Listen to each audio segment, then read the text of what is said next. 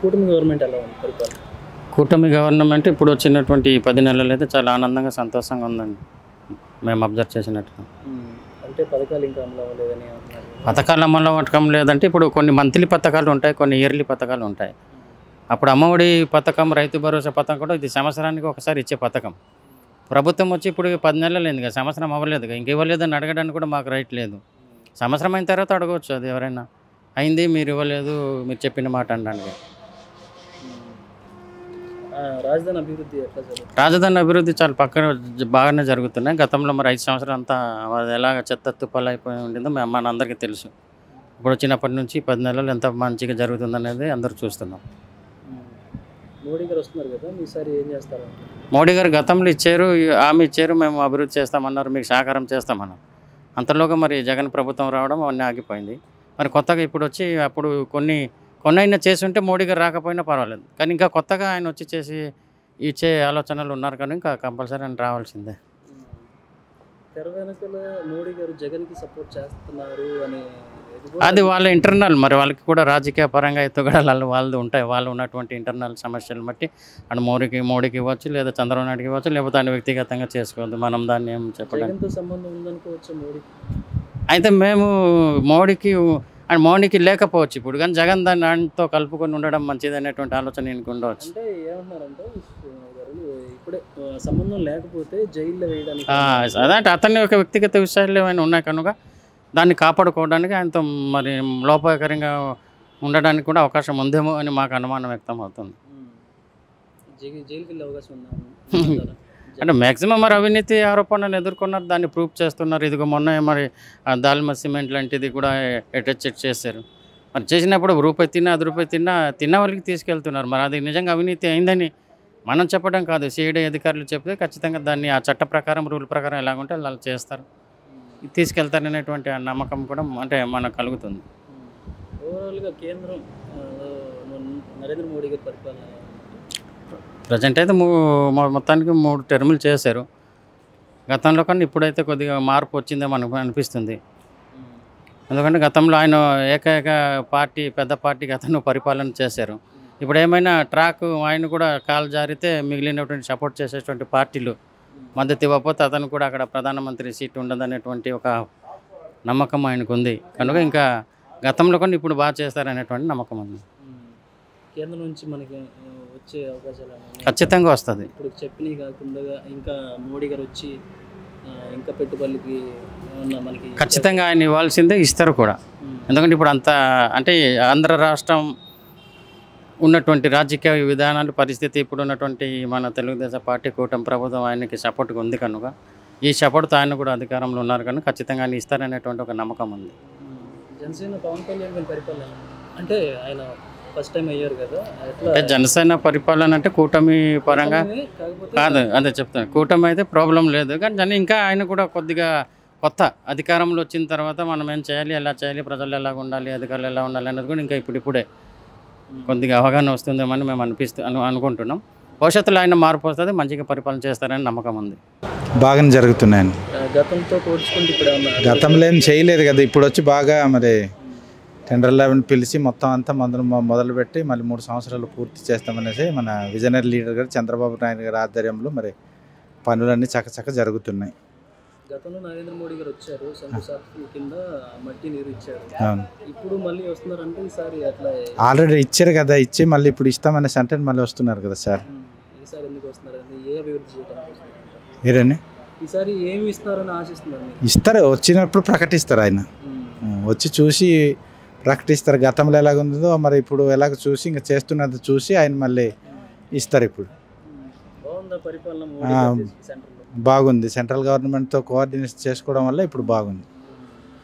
ఈ 5 సంవత్సరాలు మొత్తం అంతా ఎక్కడ ఒక తట్ట మట్టి కూడా పోయలేదు, ఉన్నదంతా ధ్వంసం చేశారు. ఇప్పుడు ఈ 10 నెలల్లోనే ఎంత ఇంప్రూవ్ అయింది. ఇప్పుడు రాబోయే మళ్ళీ 3 సంవత్సరాల్లో కూడా ఇంకా చూస్తారు మీరే.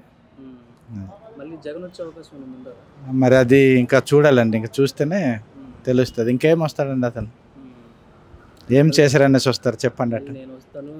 అలాగే అంటారు. మరి నేనే ఇంకా నాకు 175కి 175 వస్తాయి అని అప్పుడు చెప్పారు కదా, ఏమైంది చూశారు కదా జనాలందరూ కూడా. చెప్పేసి అది అలాగే అంటారులే అండి. అప్పుడు ప్రజలకి చేయాలి, కార్యకర్తలు కాదు. మరి వాలంటీర్లకి అందరు కార్యకర్తలకు చేశారు కదండి. మరి నాయకులు పట్టించులు కార్యకర్తలు అనేసి వాళ్ళకి ఇచ్చారు, ఏం చేశారు. అది ఇప్పుడు పథకాలన్నీ పూర్తి స్థాయిలో అమలు అవుతున్నాయి. పూర్తి అవుతాయండి. మరి అలాగా వాళ్ళు ఏంటంటే మొత్తం ఆర్థిక వ్యవస్థని మొత్తం ధ్వంసం చేసి వెళ్ళిపోయారు. అది సరిదిద్దుకొని ఈ సూపర్ సిక్స్లో ఏదైతే చెప్పారో అది ఒక్కొక్కటి చేసుకుని వస్తున్నారు. ఇప్పుడు వచ్చే నెలలోనే మరి అమ్మఒడికి అమ్మక వందనం ఇస్తామన్నారు, రైతు భరోసా ఇస్తారు. ఇప్పుడు మరి అలాగే ఉద్యోగాలు ఇప్పుడు టీచర్స్ కూడా స్పెషల్ డిఎస్సి పెట్టారు, తీస్తున్నారు. ఒక్కొక్కటి అలాగే తీస్తారు. ఆయన ఉన్నప్పుడు సంవత్సరానికి ఒకసారి ఇచ్చారు, ఇంకా వచ్చి సంవత్సరం అవ్వలేదు. ఈ సంవత్సరంలో అన్నీ కూడా ఇస్తారు కదా, ఒక్కొక్కటి అలాగే ఇస్తారు. మరి పరిపాలన బాగానే ఉంది. గెలిచి 10 నెలలు అయిన సందర్భంగా కొంచెం టైం ఇవ్వాలి. గ్రామాల్లో అభివృద్ధి పనులు జరగాలన్నా ఇంకా 43,000 ఎకరాలు కావాలని రాజధానికి అడుగుతున్నారు కదా, అది మంచిదే. ఎందుకంటే హైదరాబాద్ చాలా విశాలమైంది, బెంగళూరు, చెన్నై ఆ నగరాలు కూడా చాలా విశాలమైంది. మనం అంత పెద్ద నగరం కావాలంటే ఇంకో పొలం సేకరించాల్సిన అవసరం ఉంది.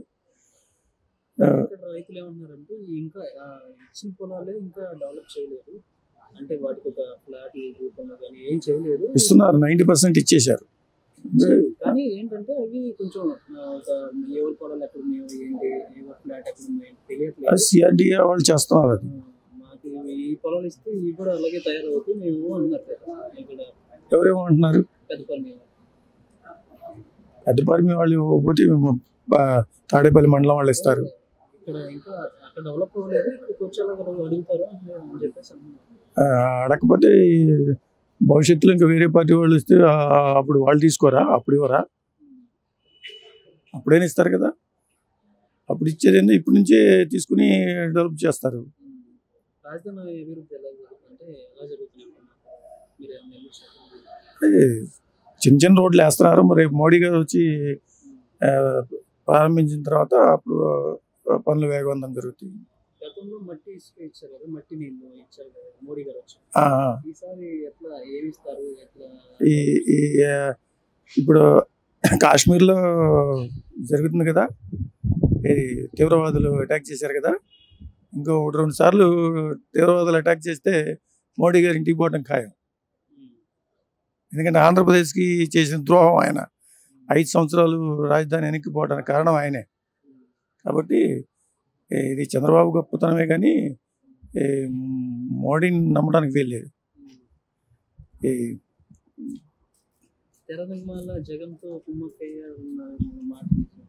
ఎవరో కుమ్మక్కయ్య?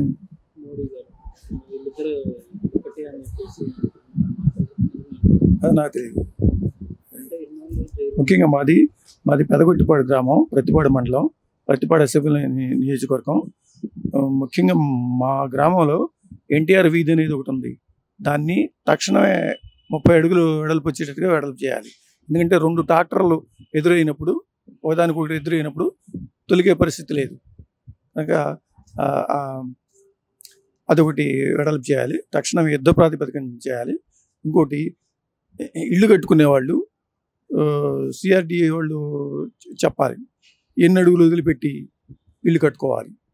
ఒక్కొక్కళ్ళు రోడ్డు మీద కడుతున్నారు, 10 రోడ్డు మీదకి ఇంత ఎత్తున మేరవ పోసి కడుతున్నారు. అంత ఎత్తున కట్టకూడదు కదా. 70-80 ఏళ్ళ ముసలాళ్ళు వాళ్ళు ఎక్కలేరు కదా. చెరువు కట్ట వైపు అవకాశం ఉంది. అటు రోడ్డుకి 1.5 ఎత్తులో ఫౌండేషన్ పెట్టుకుని కట్టుకుంటే కారు ఈజీగా పైకి పోతుంది, లోపలికి వెళ్ళిపోతుంది. అలాగా ఇంజనీరింగ్ డిపార్ట్మెంట్ వాళ్ళు దగ్గరుండి చెప్పాలి, మీరు ఇలా కట్టడానికి వీల్లేదు, ఇంత ఫౌండేషన్ పెట్టడానికి వీల్లేదు అని. గ్రామాల్లో సచివాలయాలు వచ్చినాయి. ఇప్పుడు సచివాలయాల్లో ఇంజనీరింగ్ అసిస్టెంట్స్ ఉన్నారు. వాళ్ళు దగ్గరుండి మీ ఇష్టం వచ్చినట్టు ఇల్లు కట్టడానికి వీల్లేదు, ఇంజనీరింగ్ డిపార్ట్మెంట్ వాళ్ళు మేము వచ్చి చెప్పిన తర్వాత మేము ఎలా కట్టుకోవాలో, ఎంత ఫౌండేషన్ పెట్టాలో అంత ఫౌండేషన్ ప్రకారమే కట్టుకోవాలి మీరు అని చెప్పి చేయాలి. అలాంటి ఏం జరగట్లేదు ఇప్పుడు. ఒక కుటుంబంలో అన్నదమ్ములు భాగాలు పంచుకునేటప్పుడు పెద్దాడు భాగాలు ఇస్తే చిన్నాడు కోరుకోవాలి. అలా ఏం జరగట్లేదు. ఎవరు ఇష్టం వచ్చినట్టు వాళ్ళు తీసుకుంటున్నారు. కుటుంబ సమస్యల గురించి ఎవరు పట్టించుకోవట్లేదు. సరే, ఈ పట్టించుకోవట్లేదు. ఇది నెక్స్ట్ గవర్నమెంట్ మారే అవకాశం ఉంది, జగన్ వచ్చే అవకాశం ఉంది. చచ్చినారాడు ఎలా వస్తాడు? రాక్షస పాలన చేసిపోయాడు. పోతా వ్యవస్థలన్నీ నాశనం చేసిపోయాడు. మళ్ళీ నేనే వస్తాను, పథకాలు ఇప్పుడు దాకా ఏం అవ్వలేదు, నేను ఉంటే అమలైపోయాయి అన్నారు. ఇది అడుగుతున్న పరిస్థితి తీసుకొచ్చిపోయాడు. ఇప్పుడు ఆయన చేసిన అప్పులన్నిటికీ వడ్డీలు కట్టుకోవడమే సరిపోతుంది. ఇప్పుడు రాష్ట్రం ఎలా అభివృద్ధి చెందుతుంది? ముందు కొంత టైం ఇవ్వాలి టీడీపీ వాళ్ళకి. కోలుకుంటున్నారు కదా ఇప్పుడే. అది నమ్ముతున్నారా అండి అన్ని పథకాలు అమలవుతాయి? పథకాలు కొన్ని తీసి పక్కన పెట్టాలి. పథకాలు అన్ని ఇప్పుడు ఆర్టీసీలో ఉచిత బస్ సర్వీస్ అన్నారు. వాడెవడో పక్క రాష్ట్రం కర్ణాటక వాడు ఉచిత పథకం పెడితే బస్ సర్వీసుల్లో మనం ఎలా పెడతాం? మన రాష్ట్ర పరిస్థితి ఏంటి? తెలంగాణలో పెట్టి రేవంత్ రెడ్డి గవర్నమెంట్ చేస్తుంది. తెలంగాణ ఆర్థిక పరిస్థితి బాగుంది. వాళ్ళు ఏది చేసినా చెల్లుద్ది, మనం చేయలేము. అది వెనక్కి తీసుకోవడమే బెటరు. ఆర్టీసీలో ఉచిత ప్రయాణం అనేది వెనక్కి తీసుకోవడమే బెటరు. ఆయన ఏదో చెప్పారు కానీ చెప్పినవన్నీ చేయాలంటే అది అయ్యే పని కాదు. అది రాజ్యాంగాన్ని మళ్ళీ మారవాలి. మధ్యతరగతి వాడికి ఏమీ జరగట్లేదు. ముఖ్యంగా పేదవాడు ఎట్టయినా బతుకుతాడు. రోడ్డు ఊడిచైనా చెట్టు కింద అయినా పడుకుంటాడు, వాడు ఎట్టయినా బతుకుతాడు. కోటీశ్వరులు ఎలాగైనా బతుకుతున్నారు. మధ్యతరగతి వాడికి అనేక ప్రాబ్లమ్స్ ఉన్నాయి. మధ్యతరగతి వాళ్ళని ఎవరు పట్టించుకోవట్లేదు.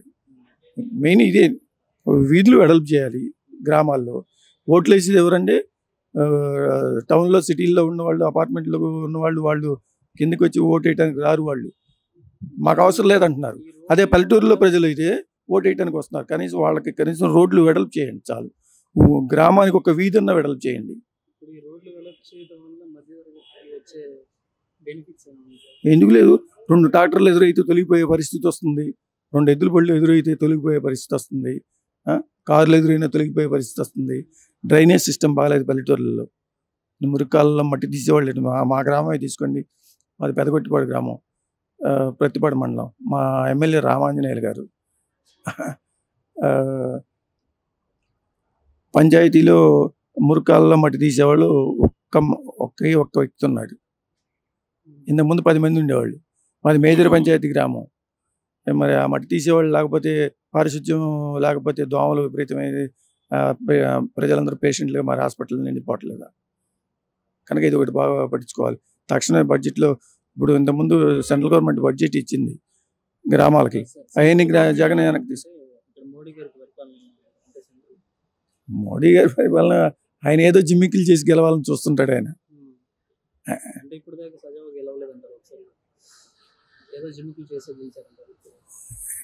చంద్రబాబు నాయుడు కంటే 4 ఆకులు ఎక్కువ చదివాడు మోడీ.